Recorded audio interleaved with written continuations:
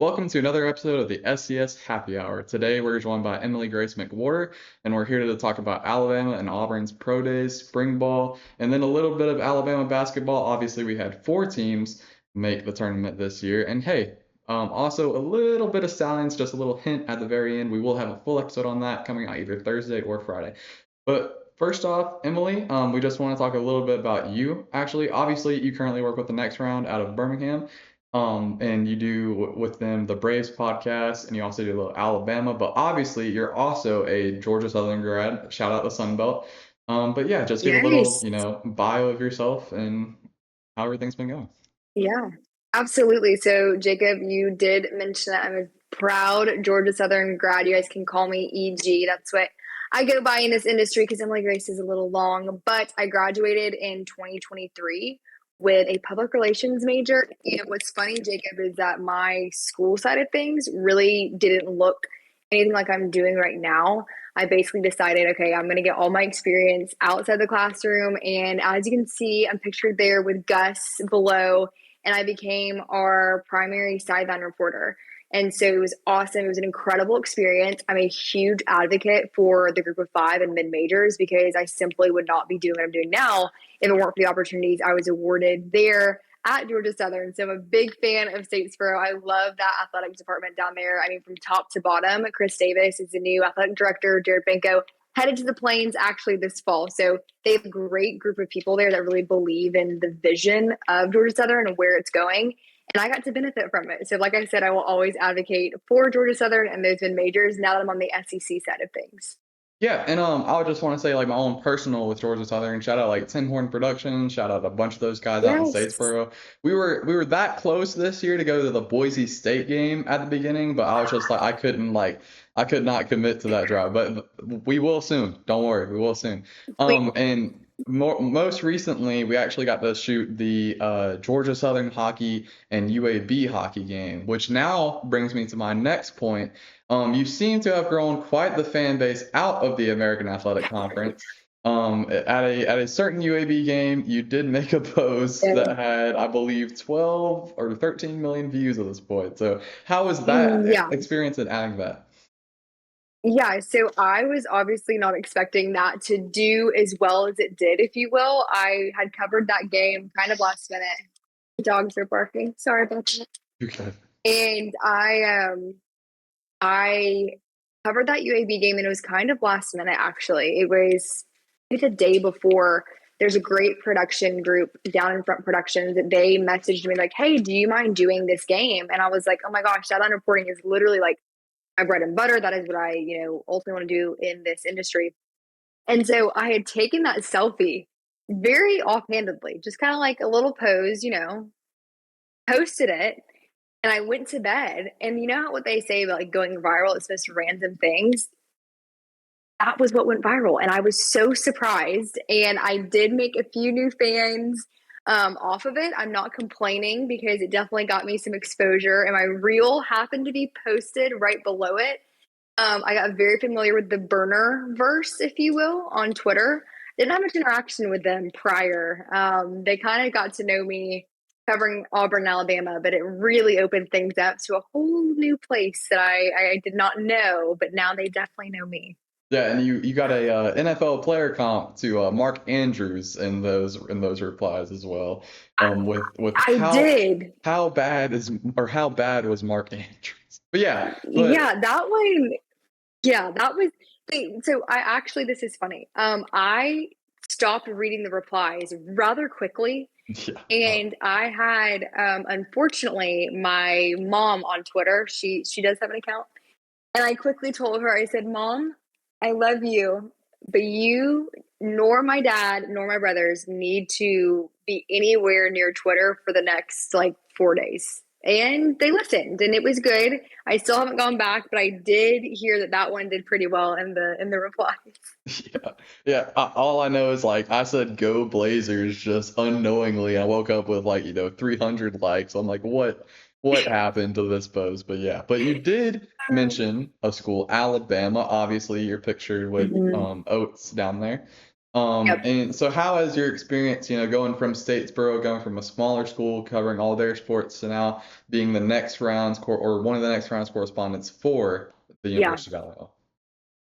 Yeah, I know it's been incredible. And I think one thing that allowed me for that success is I give it a lot to Georgia Southern. But what's nice is that I really do fall like right down the middle when it comes to Auburn and Bama. But my number one question that I'm asked is like, hey, like, well, where do you fall in the rivalry? Like, whose side are you on? Where's your loyalties? And, I did grow up a Georgia fan. I don't say that very often. I say when I went to Georgia Southern, I was cleansed of it, if you will. And so I have loved my experience at Alabama. I think that, the people that I get to work with, whether it's with the football program, the basketball program, it is first class. And I could say the same thing about Auburn as well. I obviously, well, I guess not obviously, but I did get to cover Nick Saban's last season. That was my first season with the next round. So I graduated in May, and my first game was the Texas Bama game in Oh, Tuscaloosa. wow. I started work on a Tuesday. Yeah, I started work on a Tuesday. I'd never been to Birmingham, and I'm from Atlanta, and I'd never been here. I moved, I got the job, and I picked up everything. I was like, okay, headed down there. I got here, and I remember looking through my camera trying to find Coach Saban on the sidelines. And I remember I saw him through my camera, and I like jumped back. And I was like, I feel like I need like asking permission to even look at him, like just be in the same space as him. So I learned so much in that one season I had with him. And like, people always talk about their Nick Saban stories and like just who he is, how he impacted. And I can confidently say in one season, covering his team and covering him as a coach, then covering his retirement and the eventual hiring of Kalen DeBoer and Coach DeBoer's first season, like I am a better reporter. I'm a better sideline reporter. There are so many things that I got better at because he demanded excellence from every single person. And so for me at 22, coming out of college, and now I find myself in the Alabama media room, and Coach Saban is coming in after a loss, and I have to formulate a question that doesn't Yeah. make him mad or elicits like a pretty good response. So again, Alabama, I absolutely love it. I love, seeing the transition of everything from Coach Saban to Coach DeBoer. We could do an entire, podcast just on that For sure. alone. But they're in a really good place right now, especially with basketball, of course, but also with football. We'll talk about the pro days and things like that. And then again, Auburn, I can go off on tangents as well. So if you Yeah. want to know anything about the Iron Bowl rivalry, you're in the right place. Yeah, it sounds like we're gonna have to bring EG on at least once a month. But I will say, and one thing that I can definitely relate to from what you said, the Georgia thing. So I did grow up a Georgia Mhm. fan. I grew up in a Florida household. It's a long story. Facing the Giants, if you know, you know. But just seeing Matt Stafford and them, Matt Stafford, AJ Green, No Mhm. Sean Marino, that was like my I know Sean first. Marino. Yeah. Yeah, that was my first Georgia team that I ever cared for, right? And then around the time of the Sony Michelle Todd Gurley years, it was like that was Yeah. probably my peak of fandom. Like I could name the fourth tight end, the third long snapper on the roster. And then around the second championship, I was like, I was already in college. I go to a school that doesn't, I go to Mhm. AUM for those unaware, but we Mhm. don't have football. So it was like we're the middle of Alabama. So I kind of, but then right at that moment, and I could do my own podcast on this, but like Troy, John Summerall was being such a thing. Yeah. So then that brought me into, the whole Sun Belt space. And obviously, like, I had loved going on to like NCAA 14 or whatever, and I was for 25 and like just rebuilding those small schools. But I'd never, Yeah. physically seen that. And kind of, you had your Nick Saban moment.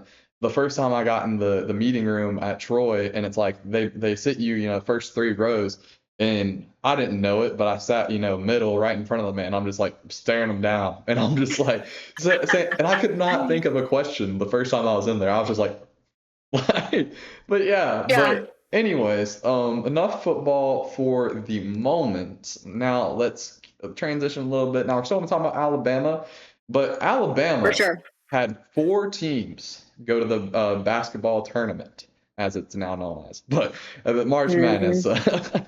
But yeah, but so we had UAB, we had Alabama, we had Alabama State, and Auburn all make it. Obviously, Alabama, Auburn, and UAB, that's their second year consecutively all. But Alabama State did have a fantastic first four win, a little football played. I have no idea how it happened. Might have caused St. Francis to become a Yeah. D3 school. Who knows? But yeah, and their run was stunted by Auburn, who's currently in the Final Four, which is this Mhm. this is basically a preview of, if you will. And Yeah. then UAB made it to the final of the NIT to lose. And then Alabama obviously had just recently lost this last weekend. So, Emily, what were your thoughts? Obviously, you were very close to the Nate Oates program out there in Yeah, Tuscaloosa. for sure. But what were your thoughts on these teams and just how Alabama performed? Yeah, well, the state of Alabama has a lot to be proud about because, for 2 years, I mean, Samford was included last season. They have produced some top tier elite talent. And you look at the SEC all around, and it was just a really solid year when it comes to competitiveness and the depth of talent on these rosters. Yeah. And then for the state of Alabama, though, I mean, you had the SEC, but you had UAB, you had Alabama State that really held their own, and it was fun to watch and fun to be a part of. I am a true Georgia girl being from Atlanta, but there's a lot of pride to be had in that. And when you look at teams specifically, we can talk about Alabama first, then go into Auburn and kind of preview their game with Florida. But Alabama, it was a really interesting season to follow for a lot of reasons, and one of them was they had so much depth this year. Depth was never a question. Yeah. It was more so of what are they going to do with that depth? How are they going to balance this rotation? And I remember we got to cover a exhibition game back in November, and it was Alabama against Memphis. I had Memphis going pretty deep in the tournament Yeah, for sure. this March, but I remember, thinking then and watching this, lineup of guys and just that was one of the biggest storylines was how are they going to balance this out? Like, how are they going to figure out who gets minutes, who's going to be unselfish? Because Auburn kind of had that down last season where they had guys that were, their bench could, and their bench still now could be, a starting five of their own. And they actually, the question I asked Coach Oates, and I'm laughing about in that graphic, was I asked him, I said, Coach, with the decision from the refs and you and Coach Hardaway to allow your team to foul, like not foul out, basically, how does that help you see the depth of your rotation? Because at the time, we didn't know what it was going to look like. I remember he laughed and he was like, if we didn't do that, I don't think we'd have enough guys like able to play right now because it was so physical.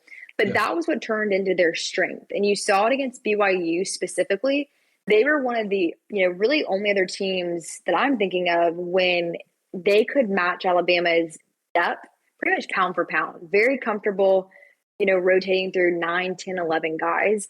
And Alabama definitely, they're losing a lot. I think one thing that became pretty clear is that their guards are just pretty small and they were outmatched, especially against Duke, just with their sheer size. But it was kind of up and down. And the last 2 weeks of the regular season for Alabama was really intense. It was almost like they were already in this tournament because they were having to play such different styles of basketball for their last 6 games that they did have.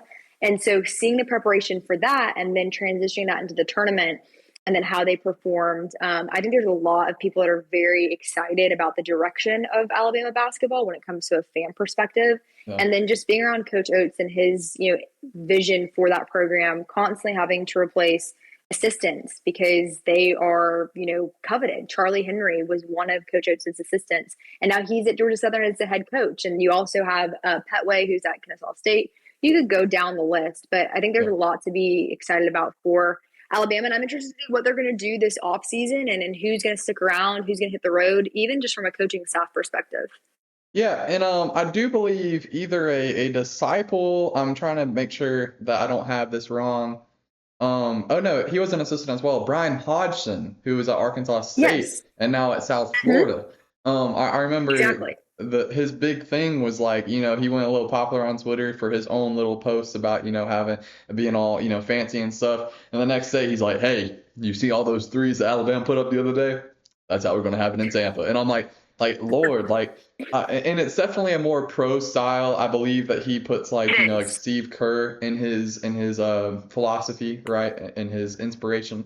But yeah, and then on the other hand, and I think both him and Auburn with Bruce Pearl, you both have this emotional relational Mm-hmm. coach, right? They're both intent on getting that relationship like to make that player better. And you can see it, Yeah. whenever, even when you would talk to, Cliff or Sears, just whenever they would be down. Mm-hmm. Because, like, there was times where, like, I know I've been a big Cliff guy the whole season. I know he's been hated a bunch. He's had some bad games. But as a four, like as an NBA four, he was playing a collegiate five against NBA talent, right?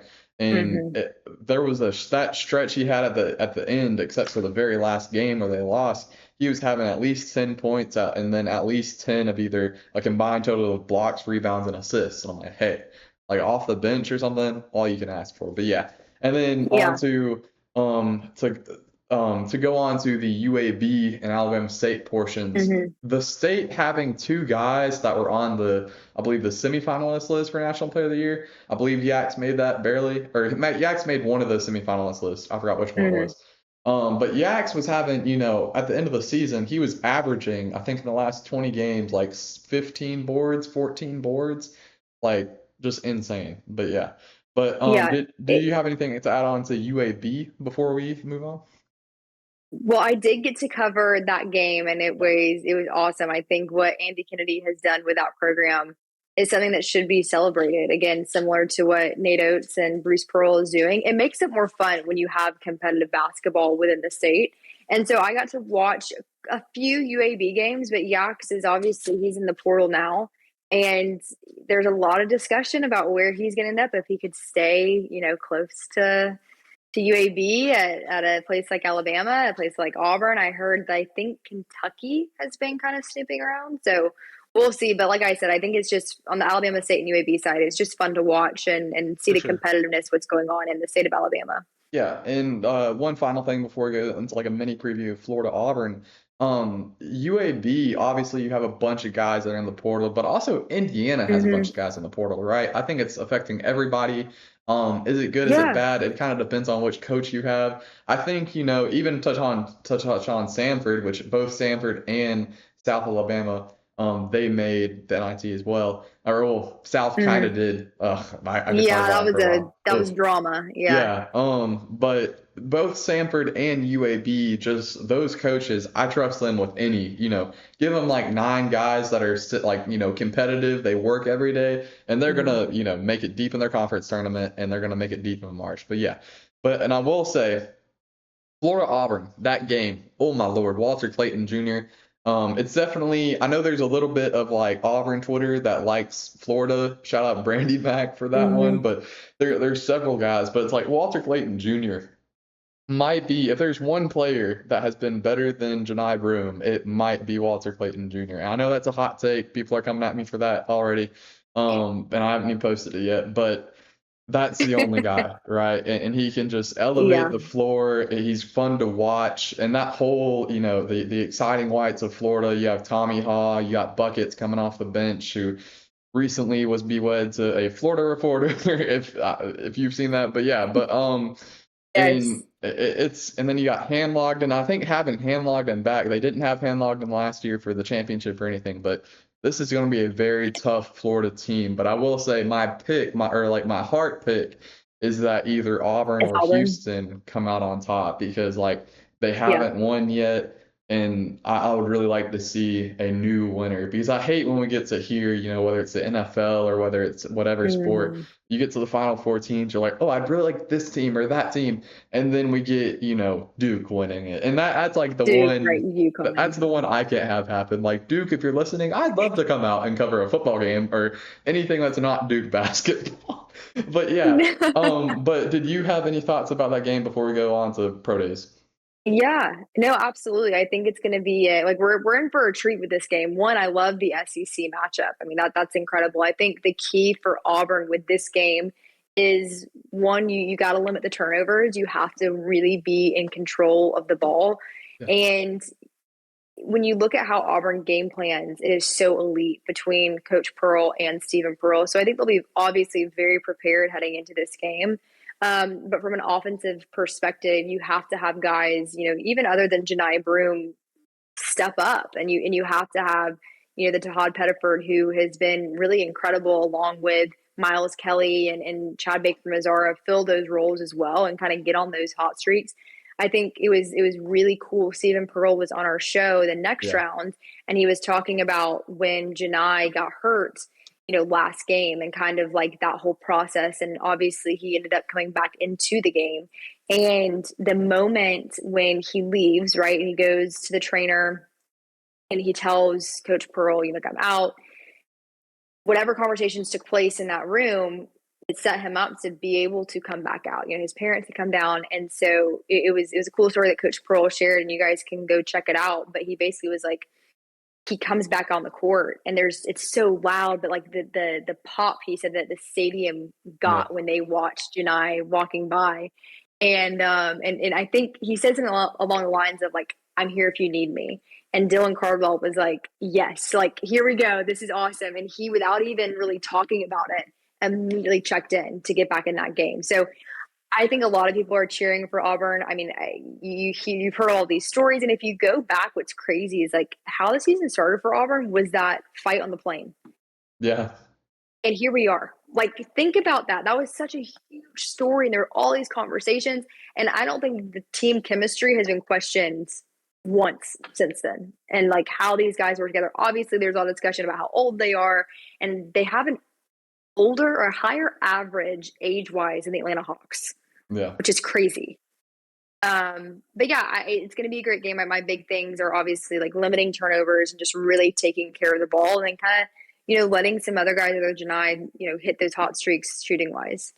Yeah, and I will say one thing because I love looking at it. The Thunder, I believe it's the Thunder and the Hawks, would not be top 30 in age in college basketball. And Really? Oh my there's a bunch goodness. of these like I don't know if it's North Dakota State in particular, but you know that level of Hmm. school that just happened to have like that level of lower D1 happened to have a bunch of dudes. They're like, you know, Yeah. 24, 23. And the funniest part is like half of these guys, maybe not the 7 footers, like I think the guy from Lipscomb that Bama just got, I'm pretty sure he's Hmm. younger. But some of these, you know, bigger guys, they're just there for ages. Like the 6'9", 6'10" guys, they're just here to hoop for 5 years and get some local, you know, car dealership deal. Right. But yeah, Well, and that's the thing. What's interesting, we can talk about this for a little bit, but obviously, big fan of, you know, the Sun Belt Group of Five and majors. And what's happening right now is, you know, I'm thinking about Coach Henry's team in Statesboro. When you have such success or lack of success, it's really hard to build continuity right now in college basketball. You can make that argument for most college sports with the state of NIL and the transfer portal and things like that. But specifically with basketball, it's crazy because the discussion has been there's not these Cinderella stories anymore, that there are all these one seeds. And while that is true, you look at these rosters and who they're made up of, and they are made up of the guys that were at the Cinderella schools that had a really yeah, great run in the tournament and whatever, and then they leave. And I'm, again, hear me when I say I'm not faulting them by any yeah, means, but that's kind of the state of what college sports is at right now. You have the Georgia Southerns that are struggling to build continuity year after year because you have an entire roster that hits the road. So I'll be curious to see, you know, moving forward with the discussion of Cinderella stories in this tournament. Like, I've heard people saying that this is the end of it as we know it. Like, we won't get any more Cinderella stories. And yeah. I'm not ready to say that yet, but it's definitely something to kind of keep our eye on over the next couple of years. I think every action has an equal opposite reaction, right? So it's like I think with some of Mm-hmm. that, it will be better in the future, but right now is the peak of it being one-sided. It's the peak of the favorite Mm-hmm. winning. I think in the future we'll definitely see some more continuity, I guess, or like as in like compared to years past, there will be more, you know, more 12 seed matchups and stuff. But I think one thing too is that over time we've been way better at ranking these schools. Like we're no longer like Good I point. think it was 2010 or 2011. It was one of the times I first fell out of bracket. There was teams that were like known better, like 60%, 70% picked who were the lower seed, even if it was an 8, 9. But Mm-hmm. now I think in general the consensus is like the best teams are in. And I think with that is when you have these, you know, big matchups. And some, you know, are easily pointed out. Like the Clemson McNeese matchup was one that a lot of red flags had. Mm-hmm. Obviously, Will Wade wanted to, you know, tar and everything on that program. And Clemson, you know, it's just a rivalry game basically. But yeah, and with all that, I think it'll get better. But I will say, like, one player in particular that goes right into your point, Elijah Martin, number 15 from Florida. Very unknown player. Mm-hmm. Like, he's not Condon, he's not Hanlogden, he's not Walter Clayton. Is he But at when FAU? what? Where was he prior? Was he He was at at FAU? FAU, yeah. So Mm-hmm. he was there for 4 years. He was there with their previous Mm-hmm. Final Four team. Yep. And I'm pretty sure either it was the Elite Eight where three of the guys were on. I don't have it all in front of me right now, but either No, three of you're the good. guys were on it at the Elite Eight or at the Final Four. But Elijah Martin has just been like whenever the Gators get on the slump, he hits a shot and they hit 10 in a row, right? Just a fire Mm-hmm. starter kind of thing for them. But yeah, Yeah. but I think that's enough basketball. We will obviously have more Okay. next week with that kind of thing. And then we will go on to our finishing topic, our finishing big topic at least. But yeah, so uh, Miss EG had the chance to go to both Alabama and Auburn's pro days and spring ball this Mm-hmm. go around. And just what were your instant thoughts going to Alabama, going to Auburn, and then everything else? Yeah, for sure. I love Pro Day. This might be viewed as kind of unpopular because, it's one of those days where it's a lot of kind of get there and wait to see what happens. But Alabama's Pro Day started us off, and then I was at Auburn's last week, but both of them very successful. It's really cool to see just the sheer amount of NFL scouts all in one place. Alabama did have every single NFL team represented by a scout, and theirs was a little quicker because they did have guys that had already participated in some of their workouts at the combine and things like that. Obviously, Jalen Milroe did decide to run Auburn. It was great to see, their class of guys participating and competing. Their facility is awesome. Both facilities are so fun just to get to kind of, I don't know, like spend an afternoon in and see all of this, talent and these scouts and coaches and things like that. And that kind of, is what I love about the spring is that you're getting a little bit of a behind the scenes look into a lot of things when it comes to the current team, but you're also seeing the guys are at pro day and what their plans are and kind of what they're expected to do in the NFL draft. So Auburn started spring a little later than normal for them. Bama started before them, and they were one of the earlier teams. So they had a few practices right before spring break. I want to say they had one or two. And it's in full swing. So spring games have definitely been a topic of conversation in terms of what they're going to look like going forward because they're changing. Yeah. And no longer do you have kind of like the orange and blue and the crimson and white matchups anymore. It's shifting to more of just like a practice viewing window than if you're a part of certain collectives or certain tiers, you can get the autograph session and things like that. So that's kind of what I'm expecting both spring games to look like. I'm curious what your thoughts are on that. Will you miss the spring games or are you kind of like, I could take it or leave it? Uh, it depends on what is it being replaced with. You know what I'm saying? Like, Mm-hmm. if it's a scrimmage, okay, so when I was a freshman, I had a bunch of freshman friends at Auburn, and they gave away, it was Potato Man's Brian Harson's first year, and they gave away tickets. They did the same thing for um, their current coaches for while I'm blanking. Anyways, but yeah, but with all that the practice thing. So I went to a spring game, went to a practice thing. Totally off top, my fault. But spring Mm-hmm. game, practice thing. Spring game, it was in the rain, and I think the fact that the rain is such a thing in April and May that they just wanted to get rid of it for that instance too. Because I know like even some Florida games got rained out and like some Georgia games on the Mm-hmm. past have gotten rained out.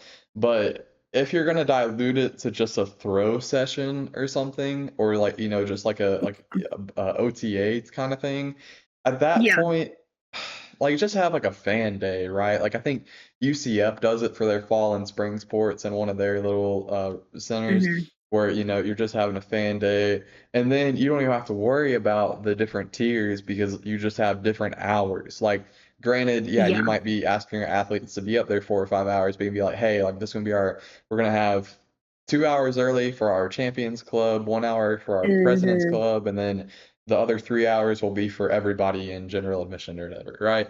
And Yeah. something like that, I would much be more in line for. But I will say one thing, and shout out Samford for this idea. So Samford, which is it's such a random topic to talk about, but they had 7 of their 7 weeks of spring ball. I'm pretty sure it's 7, might be 9, I don't know. but they have 3 scrimmages. So they just had one, and all the Hmm. scrimmages are free for people. In every practice, they may have a signing after. I think that may is if they're, acting up in the practice and they're gonna go run, like suicides or Yeah. whatever the rest. But from what I know, like I've asked several people that I've gone up there, they've always been able to, go to the sideline, take pictures of their parents or whatever, and then head out. But with that, I would much rather have that where, because like people work, people have kids and like the kids want to go out there and Right. watch, the big guys. And if you're only Right. having it one weekend and all of a sudden, this kid can't go that one weekend, then why not, extend it all that much? But yeah. Um, Yeah. but it is kind of it's just crazy to me. But yeah, but on pro day, and I will say pro day, to like close out that is that you would love the Senior Bowl for real. Like if you get a chance to go to like the Senior Bowl, like so That's what I've heard. yeah, like I've gone 2 years now, and like literally this time around, I got a hotel, and I just woke up and shout out Nick Saban. I followed the Saban method. I got some oatmeal cream pies, and that was my breakfast every day that I was there. And hey, it works. Not gonna lie, you get a little sugar in your Good. system, you get a little water or something. But yeah, but Yeah. it was pretty cool. Love the Senior Bowl. But yeah, but on pro days, I'm a big pro day guy. Obviously, most of those guys were at the Senior Bowl too. Milrow, got Hmm. to see him run and throw. I will Booker. say this, like my hot take with Milrow is that he's not going lower than 40. Like I think he's going to be at least a top 40 pick. Interesting. The Interesting. athletic ceiling is too high, and I don't think they see him as a running back if they take him that high. Um, like I think they see him more of like a Josh Allen type, if that makes sense. Like, Hmm. because Josh Allen come out of college, he was a project piece. He had more of a refined arm, but he didn't have that running style. Because you're looking at more of a mix of like Josh Allen in Lamar, right? Like a mix Hmm. of Yeah. both like, the running style and throwing. Now, I told that to somebody, and he's like, "Oh, he's gonna be like Brock Osweiler," and I'm like, "Oh my Lord, Brock Osweiler was not a running quarterback at all." Anyways, um, but yeah, but I think that he'll definitely do well in the pros, and obviously, I think my one guy with Auburn is Eugene Asante, has been since day one. Yes, I stayed for up till sure. 2 a.m. watching them play Cal on the road last year. Um, Yeah. but yeah, but it's just with all that, I love that. But did you have any other closing comments on that part? Ye Yeah, absolutely. We can talk a little bit just about spring in general. Yeah, Obviously, the big stories really in both camps is the quarterback. We've got Jackson Arnold at Auburn and Deuce Knight, and then John Colvin. I was able to see them. We had an open practice last week, and it was weird to see Jackson Arnold down there. I will say that. yeah, But, he, from what the coaches are saying, he has really assimilated well into Auburn in terms of his teammates and just like being a student there now. And then Deuce Knight, he can't keep him off the field basically. Like he's yeah, a very hard worker. They're liking what they're seeing and the young talent there. You go a little up north to Tuscaloosa, and the quarterback battle is in full swing. And some people are in the mindset that it's Ty Simpson's job to lose, and it's there's a lot of layers to it. I will say, and I don't think that the argument that if he was good enough, he would have replaced Jalen Milrow last season is really applicable, considering what Kalen DeBoer was stepping into when he arrived at Alabama. And I think people forget that the transfer portal window was open for 30 days, and people could come in and recruit his roster away from yeah, him. So Jalen, one thing that he really did provide to Alabama, that locker room, was leadership, especially between him, Malachi Moore, and Tyler Booker. Malachi Moore, his pro day, actually, I want to say it was today. Because he did not participate in Alabama. I want to say it was today. He had his own separate one. He was recovering from a hernia surgery, actually. But yeah, so the quarterback battle for Bama is in full swing between Ty Simpson, Keelan Russell, and then Austin Mack. And from what I've heard, there are pros and cons to each of them, which is not to sure, be, surprising. Austin Mack has apparently been really impressing people at practice as of late. One thing I've heard about Ty Simpson is his veteran and leadership qualities, and Coach DeBoer has emphasized that that's going to play a pretty significant role because not only do they have to command the football, but they have to command the huddle and have that presence to lead their team. And then Keelan Russell is the young buck with a whole lot of talent, and they're super impressed by him as well. So I also have heard, that this will be something that we see go deeper into August in terms of not naming a quarterback. So I don't expect this to be wrapped up during summer camp. Or, I mean, hopefully, obviously, they have to name a starter before FSU. I don't think it'll be a fluid situation heading into the season, but I think they are going to, elongate this process because when you have something like this, Jacob, especially like position battles, it makes everyone around have to perform even better. I think Yeah. there's something to be said about that. Obviously, you want your quarterback to be set and you want that leadership guy, but I don't think that there is a downside to what's taking place right now in Tuscaloosa. And it's a storyline that everyone's going to be following for the next couple of months. If you were to ask me who's going to win the battle, I am the lame person that's like, oh, we'll see what the coaches say. But it's going to be very interesting to see, especially with like transfer portal and those windows. I think the next window opens April 16th, I want to say, so 15 days. I think Ty Simpson's in a great spot with his veteran and leadership. I think Austin Mack is in a great spot because of his relationship with Ryan Grubb and a lot of the guys in the offense right now. Jeremy Bernard was also at Washington. But then you got Keelan Russell, who is just sheer talent. So it should be very exciting over the next couple of months to follow along the quarterback battle. And I will say the one thing too is that when you were there for Kalen DeBoer, you saw Grubb, or you might have said this when you were saying that, but you saw Grubb, and then obviously he went for Nick Sheridan.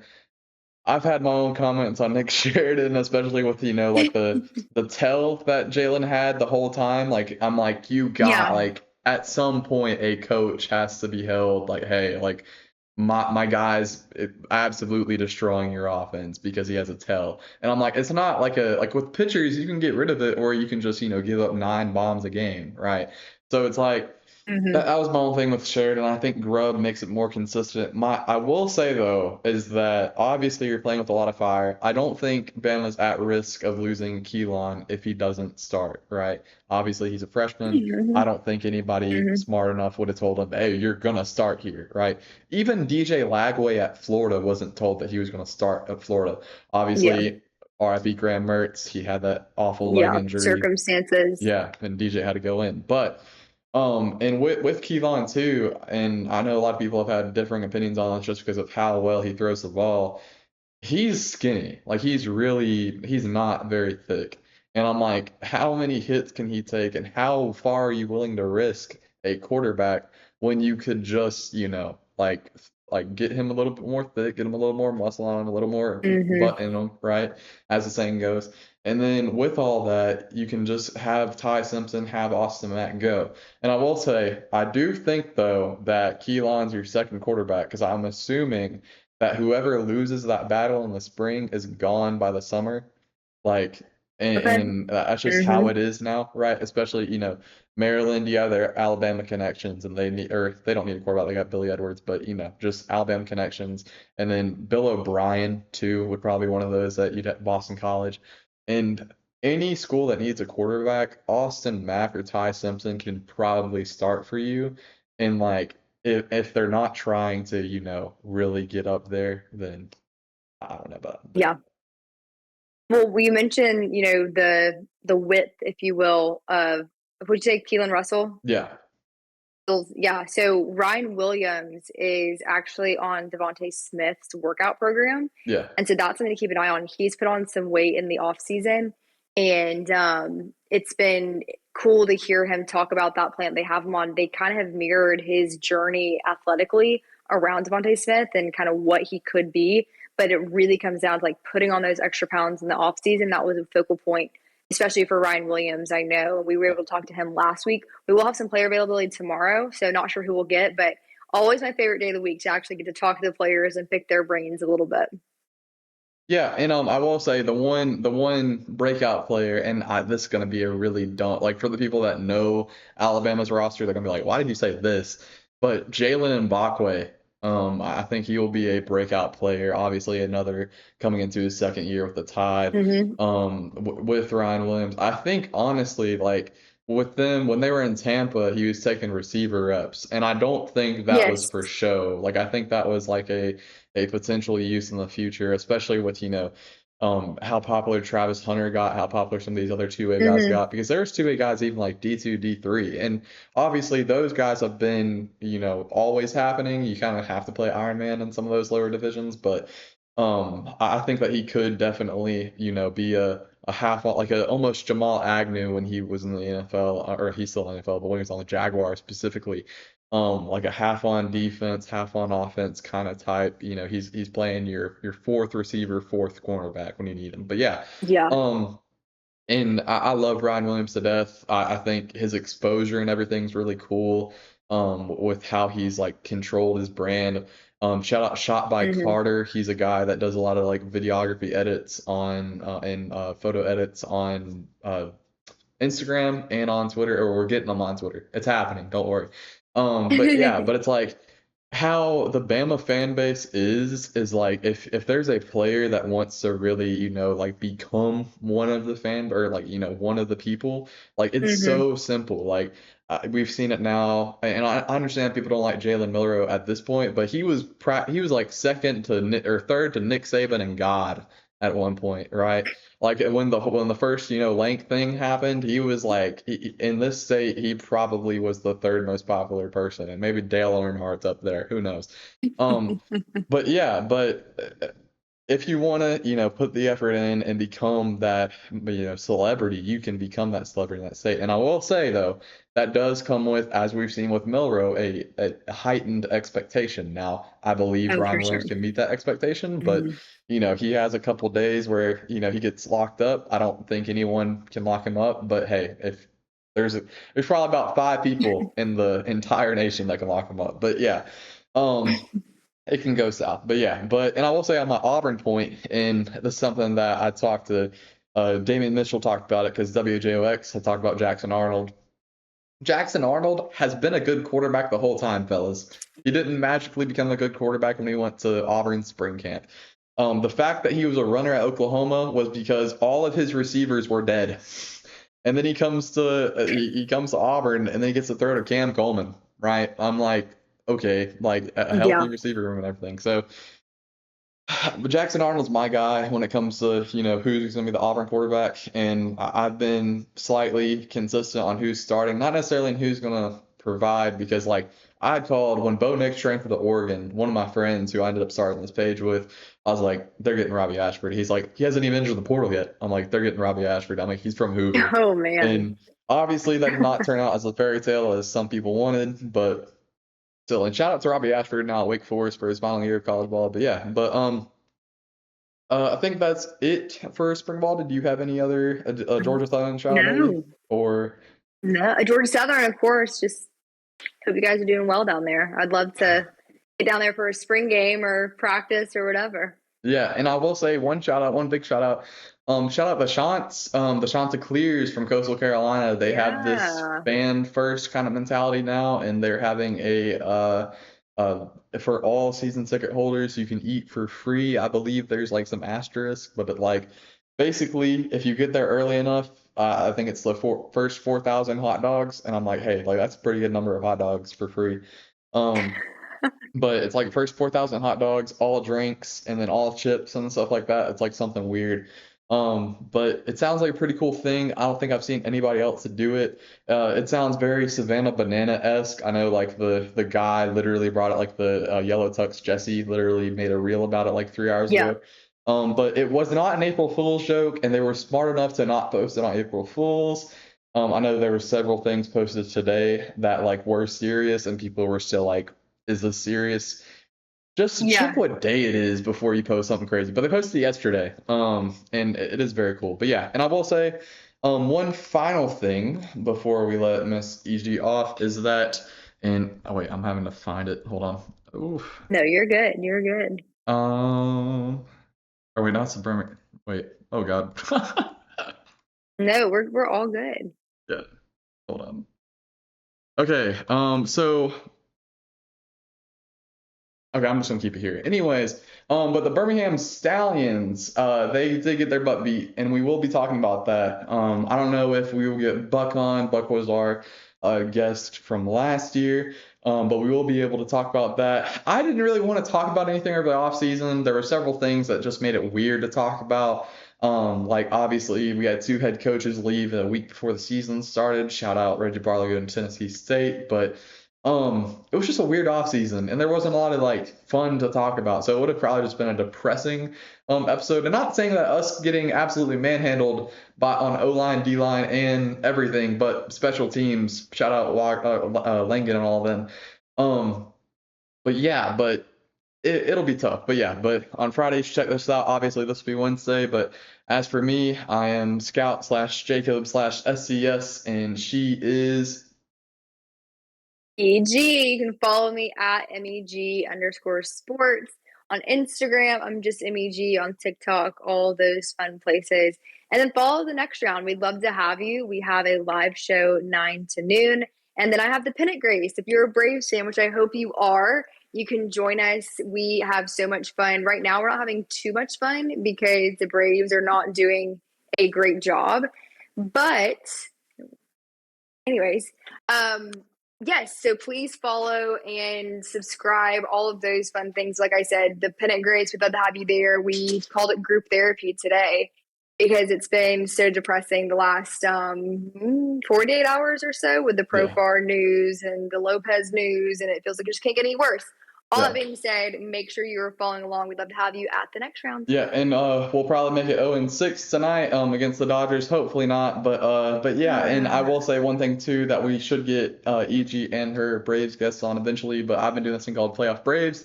We're on Playback TV and we like stream the game. But yeah, but fellas, that's all for me. Have a great night.